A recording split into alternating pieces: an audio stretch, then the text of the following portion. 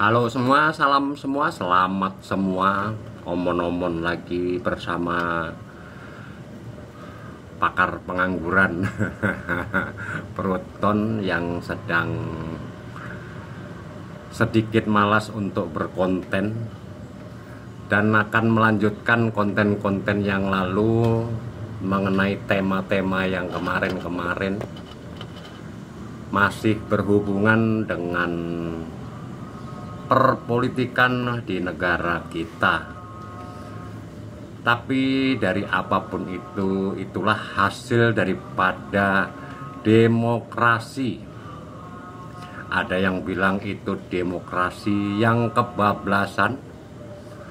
Tapi bagi saya, kalau masih memenuhi unsur kaidah-kaidah, norma-norma yang berlaku di negara kita, dan termasuk juga berbagai banyak sudut pandang mengenai demokrasi di negara kita, semuanya sah dan bebas, dan itu juga bisa membawa konsekuensi tersendiri bagaimana sudut pandang itu dijalani. Dan semua penganut itu dan semua pelakunya pun menganut rumusan pembenaran untuk diri sendiri dan idenya.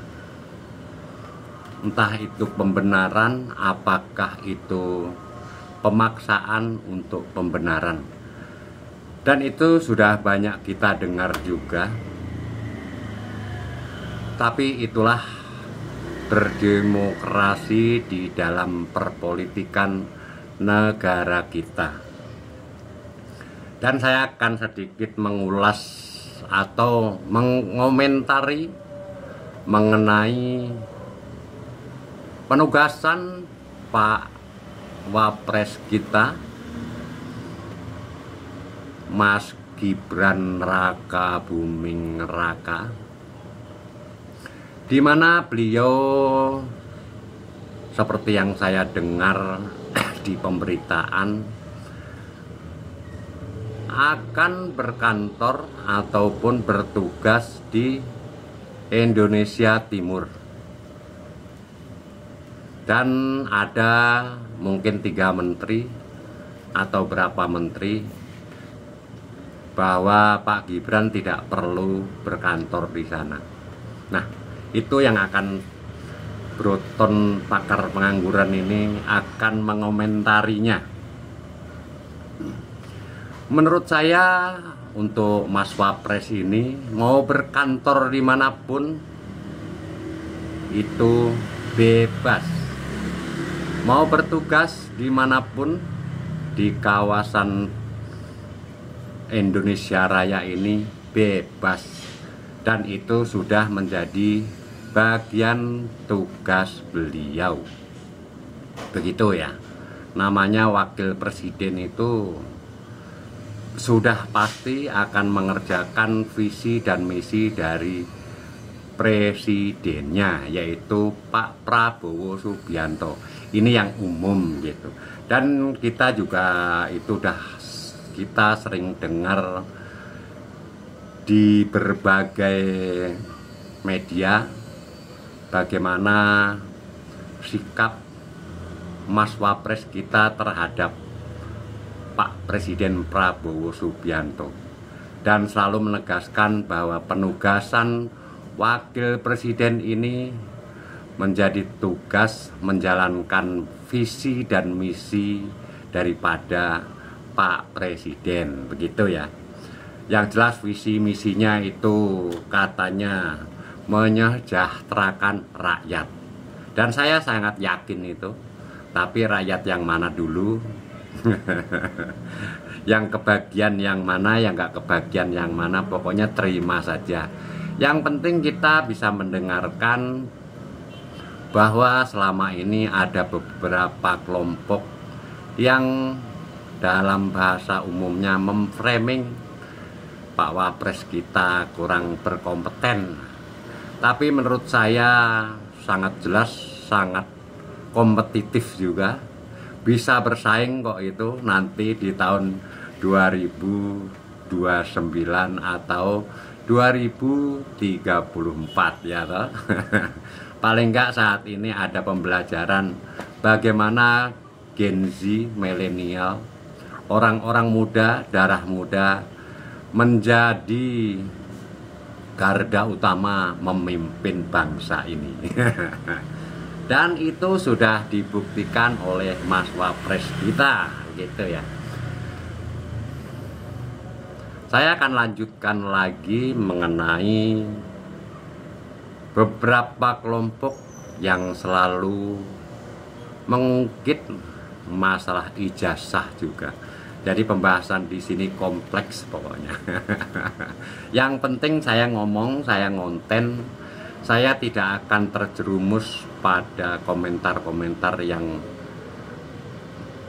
kurang mendidik, biarpun saya tidak terdidik ya. Intinya itu, saya harus tetap menjaga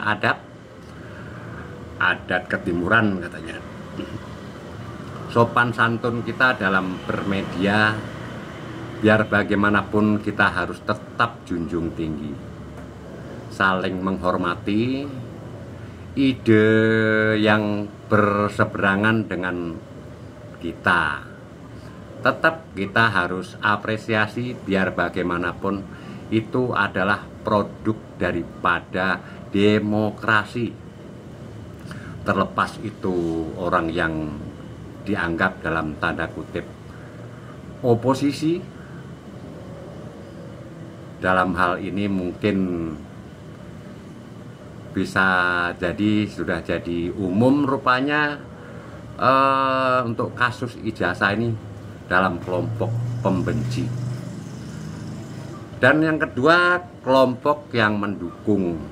Jadi pasti ada yang pro dan kontra, yang dimana Pak Pro lah ya, Pak Pro. Kayaknya kebanyakan juga mungkin banyak Gen Z milenial, bapak-bapak yang paling banyak ya yang mendukung Bapak Jokowi. Kalau kita lihat di media, karena yang tidak menyukai Pak Jokowi itu rata-rata yang muncul di media itu, yang ditonjolkan itu rata-rata mak-mak yang sudah sepuh. Beda kalau kemarin terakhir begitu Bapak Jokowi pulang dari berlibur bersama cucunya dan kelihatan sekali sudah sangat sehat. Wah, saya ngonten ini masuk azan asar ya, tapi nggak apa-apa, saya akan teruskan sejenak. Saya akan lanjutkan ini tetap dimana dari universitas mana gitu, di depan rumah Pak Jokowi memberikan sambutan di mana menari dengan atraktif, memakai lagu dari Papua. Pokoknya luar biasa.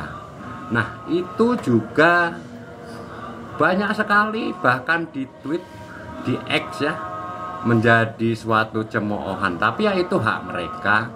Yang penting bagi kita yang melihat konten itu, kita bisa ambil sisi positifnya. Negatifnya kita diemin aja gitu ya. Oke lah, karena sudah masuk azan asar, saya cukupkan pembahasan saya di sini.